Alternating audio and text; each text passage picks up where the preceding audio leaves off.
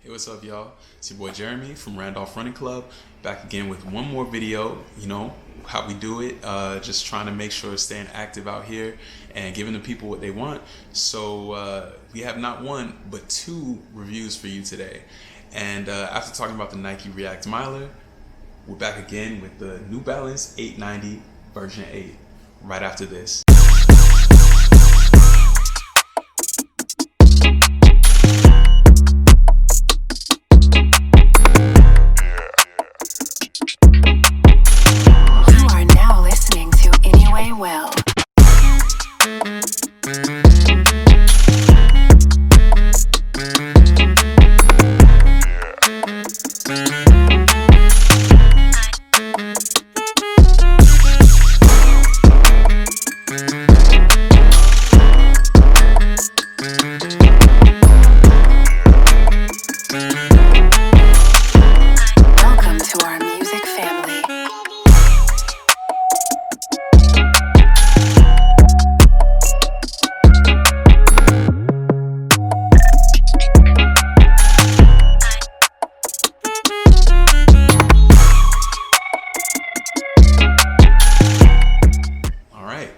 Thank you for making it through that intro. Thanks for rocking with me. I really appreciate y'all. You know, if this is your first time on the channel, thank you for stopping by. I'd love if you like this content, subscribe, hit that like button, etc. If this is, you coming back, I really appreciate you guys.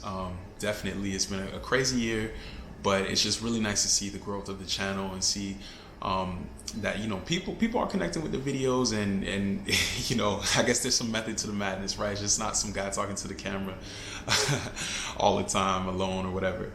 But I digress.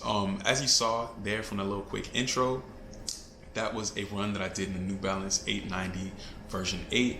It was supposed to be a 5K. I think I ended up a little bit longer than that. It was 3.43 miles at an 8-minute and 7-second pace. I did some strides there at the end, just really getting into some steady to faster-ish paces with this shoe, kind of getting into what it's intended and designed for.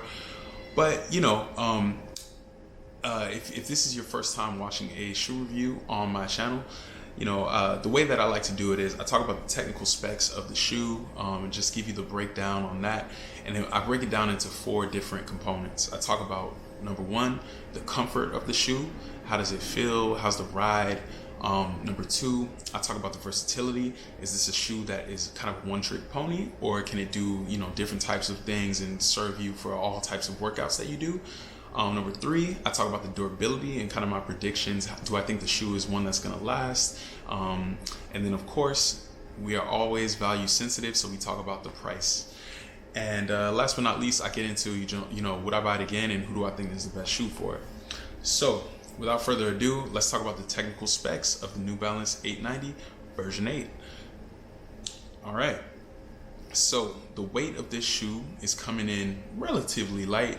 We are at an 8.4 ounce weight in a US men's size 9. So not the lightest, not the heaviest, but a nice middle ground there for you. The stack height is a 6mm drop. We have 19 millimeters of stack in the forefoot and 25mm of stack height in the heel. You have a full length fuel cell midsole, so this is New Balance's kind of speedy, springy foam, if you will, with Revlite in the forefoot, which is ground contact as well. So the pieces there are there for a good shoe for sure. You got the right elements going on. So number 1, let's talk about the comfort of this thing. It's an interesting ride. I find it to be a comfortable shoe at certain paces, and I guess, spoiler alert, we're talking about the versatility there, but it's got a kind of firm ride. When I was kind of looking into this shoe, I was kind of surprised because it seems like fuel cell kind of takes on a different form depending on what New Balance feels and what kind of shoe it's in. I've heard that like the fuel cell Rebels, for instance, which I've never run in, but I've heard that they're supposed to be very soft. It's like nitrogen infused foam or something, if I'm not mistaken. And, it's just supposed to be really nice, springy, responsive, but still cushioned. and just a shoe that in general, can kind of soak up miles at a faster pace. So when I first stepped into these, I was a little bit surprised because they're pretty stiff. It's not a soft shoe that you sink into and kind of have that trampoline feeling of like bouncing off or anything. It kind of felt like a little bit of a rock, and I think, we'll get into that a little bit more later, but if you're looking for something that is just that like super cush, nice step in feel, this isn't really that. But with that being said, you've got a ton of rubber on the bottom. So that might be something that's leading to that feeling of it being a little bit harder. The upper is a highlight though. I think the upper is very comfortable. You've got a semi-gusseted tongue that's asymmetrical. So it kind of wraps around your foot, and I'll show you here. Maybe you can see it pretty well. Yep. So it kind of wraps around, your ankle, and it feels really nice actually. Like when you slide the shoe on, you're like, oh, okay, I'm home. This is where I'm supposed to be. It's a good feeling. It's a fairly plush tongue, especially for a shoe this light, so you don't really feel the laces cutting into you.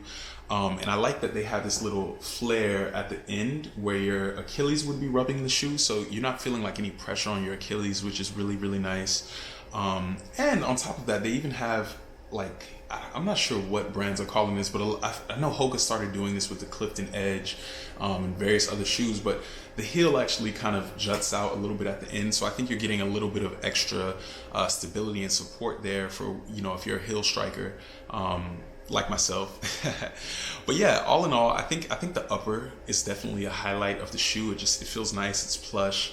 The shoe doesn't have like that sinking cush feeling, but at the same time, it's not like hard like a rock completely. Once you really start going, I think that was just kind of my initial feeling. So yeah, I'd say it's a relatively comfortable shoe, but it's definitely a speed shoe. It's not like long run, easy day, sloppy kind of shoe, So now let's talk about the versatility. So the way that I've been using this mostly is on days where I'm kind of just going for it and I'm maybe doing a tempo pace or something, or I'm going to be throwing in some threshold speed type workouts or something, maybe intervals. I've done this with a ton of ladder interval workouts actually, because I find that even though it's not the softest ride, it's relatively forgiving at the slow speeds. If you're just doing them for a little while, I wouldn't want to take the shoe, to like a half marathon distance or beyond probably. But I think if you're running somewhere around 10 miles or less, I think the cushion holds up on it. But what I will say is it really comes alive once you start to pick up the pace. So for me, when I'm like striding, when I'm, doing that threshold pace, I feel like maybe the weight that I'm able to generate at those speeds kind of compresses the foam a little bit more and it feels a little bit softer. But with that in mind, I just don't think that this is the type of shoe that you're going to be using on an easy day. It's sort of a one-trick pony in the sense that, it's just built for fast speeds. It's pretty light. It feels so light in my hand, actually. I have the React Miler next to me, which weighs over 2 ounces more than this in the same size, and it's crazy like having them in the hand at the same time how much lighter this New Balance shoe feels. But like I was saying, I just think it is a good light shoe to go fast, but you're not going to want to use this for your easy miles. Maybe if you're a person who likes a really stiff ride for your daily trainer, maybe this could be for you, but I don't know. I haven't met a person who likes that type of shoe for their everyday runs. So let's get into the durability. So I'm going to hold up the shoe here. I'll let you see that outsole. And here's the rev light, which is all in green there. You can see a little bit of shredding, but not a ton. All the rubber is intact pretty well. And I should say I have approximately 30 miles on these at this point. So there's a little bit of wear showing there. Not a ton, but a little bit, just enough so you kind of notice it. And, they still feel kind of the same. Like I know it's not a ton of miles, but the midsole still feels pretty firm. I don't think it's really softened up a ton. And the rubber just isn't showing much. I have seen from, you know, other reviewers that this rev light does get a little bit scuffed, even though it's ground contact, but it doesn't necessarily impede the grip of the shoe when you're in the wet, maybe, or if you're on like a slick surface. I've kind of noticed the same. I went out with these on a semi-wet day a few days ago, and it didn't really feel, I didn't feel like there was a lack of grip, even though the bottom is scuffed a little bit already. And you know, just durability prediction, I think it's a pretty well built shoe. I think you could definitely get, you know, 300 miles, 350 out of these. And I think the good thing about them is, since they are kind of firm in the beginning, once the midsole starts to kind of give up a little bit and start to compress a little bit more, I think these will transition really gracefully from being just a speed shoe into potentially a daily trainer. Like, I think there's going to come a day where the shoes becomes too soft to still be a speed shoe, but it could kind of find a second life where you use it for really easy days, short runs. Maybe this could be like your vacation pair of shoes to go run in or something. So I think the durability is good for a shoe like this. So last but not least, let's talk about the price. Always got to bring it back home to the value of the shoe. So when these first came out, I think they were $120, and for that price, that is a strong no from me.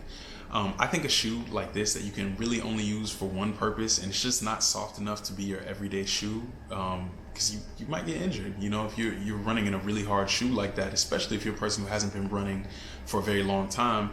I just think that's too much, you know. And if this is the second shoe in my rotation, do I really want to spend $120 on it? I don't know, especially because I'm not going to be able to use it for races. I don't think, you know, it's not soft enough for a long race. I'd probably want something even lighter than this for a really short race. So you're kind of in no man's land at $120. But shout out Running Warehouse. I was able to get this shoe, and I think it's still actually on sale in this exact same colorway for $59. And at that price, this makes a lot more sense. It's a lot more enticing for a shoe that I'm going to use in more limited scenarios. So I think at $59, this makes sense. I've seen it, if you do like a quick Google search, I've seen them at other retailers for like $55 in different colors and different sizes. So yeah, maybe at a New Balance outlet, you might even be able to score these for even cheaper than that, depending on, you know, the time of year and everything. I know we're around Christmas time, so that is a good time to try and, you know, pick off some off-season color like this, right? This is definitely a summer color, but if you live somewhere that's really cold and you actually hit seasons, unlike in Miami, Florida, now might be the time to spring for a color like this and save a few bucks. So last but not least, let's talk about, you know, would I buy these again? Who do I think they're best for, etc. Would I buy it again? Not for $120, but if you can snag this for under $70, I think it makes sense. I think you're kind of talking to me nice at that point. I think, who is it best for? I don't think this is necessarily like a beginner runner shoe, and it's only because I think if you're just starting out, you probably have one pair, maybe two pairs that you're running in tops, and it just doesn't make sense. I'd probably say go for something like that Fuel Cell Rebel. Probably a Fresh Foam Tempo would be a better option. I know the Fresh Foam tends to be softer than the Fuel Cell from what I've heard and kind of felt myself. So I would say, you know, this is probably for somebody who is a little bit more seasoned and they have a very specific goal in mind.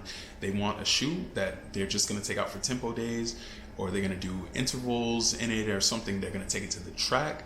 And if you're a person, you know, you're going to do that, save a couple bucks and grab this. I think it definitely makes sense, and it feels good at that price point, that lower price point, to add into your shoe rotation as your third or fourth shoe or whatever that might be. So I'd buy it again, like I said, at this price, but I think, you know, just be wary that you might want to try this on before you really commit to it, especially if it's going to be your everyday shoe or something. So without further ado, you know, just kind of, I want to say, you know, thank you for watching. I hope that, you know, if you like this video, like I said earlier, you know, comment. I'll chat with you down below. I'll try to be very active in the comment section. Like this video, subscribe. It always helps the channel, and especially if you'd like to see more content like this. And yeah, stay blessed out there, guys. Inspire others, and of course, stay safe as always. And I will see you in the next one.